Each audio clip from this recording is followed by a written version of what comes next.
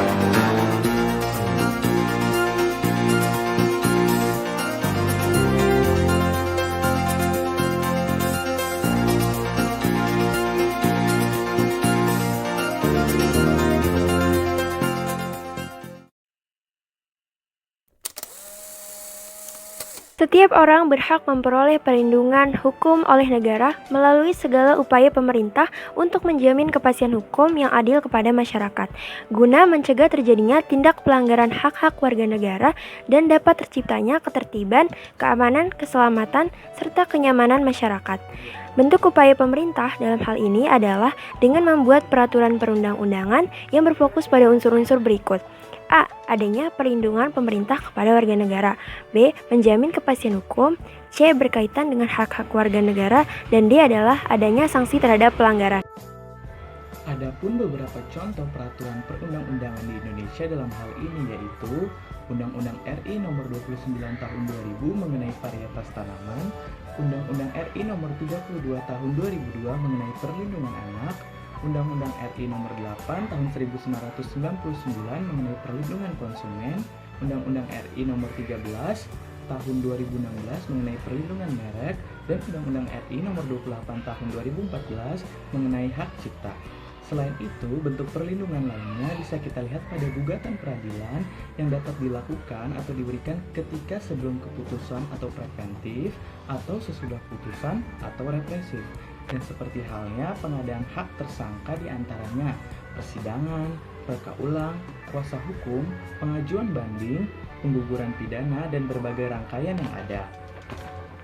Begitu juga dengan pemberian bantuan pihak atau korban seperti restitusi, kompensasi, pelayanan medis, dan bantuan hukum. Terwujudnya perlindungan jika penegakan hukum dilaksanakan. Maka dari itu, peran lembaga penegak hukum sangatlah penting dalam hal ini. Bahkan, hal tersebut telah diatur sesuai dengan peraturan perundang-undangan.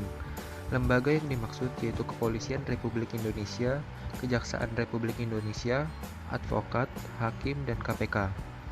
Pemerintah mengupayakan terlaksananya penerapan segala ketentuan-ketentuan hukum di segala bidang kepada semua lapisan masyarakat. Penegakan hukum sangat penting dalam kehidupan bernegara. Hal ini guna merealisasikan tegaknya supremasi hukum, tegaknya keadilan, dan mewujudkan perdamaian. Tujuan-tujuan tersebut dapat terrealisasi dengan memperhatikan beberapa faktor seperti A. Peraturan hukum yang jelas dan sesuai, B. Penegak hukum yang berkompeten dan dapat bertanggung jawab, C. Kesadaran masyarakat terhadap hukum serta teredukasi, D. Sarana yang mendukung dan fasilitas yang menunjang.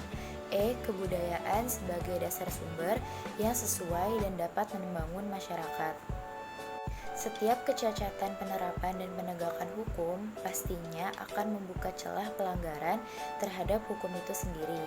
Di Indonesia sendiri, dinamika kasus pelanggaran hukum sudah menjadi hal yang lumrah, baik dari tingkatan tertinggi sampai yang terendah sekalipun. Dari itu, sudah menjadi kewajiban masyarakat dan tugas lembaga-lembaga penegak untuk menciptakan masyarakat yang taat hukum serta dengan memperhatikan juga sanksi-sanksi bagi pelanggar sesuai dengan aturan kesepakatan undang-undang yang ada. Cukup sekian penjelasan yang dapat kami sampaikan. Mohon maaf apabila ada kekurangan. Terima kasih.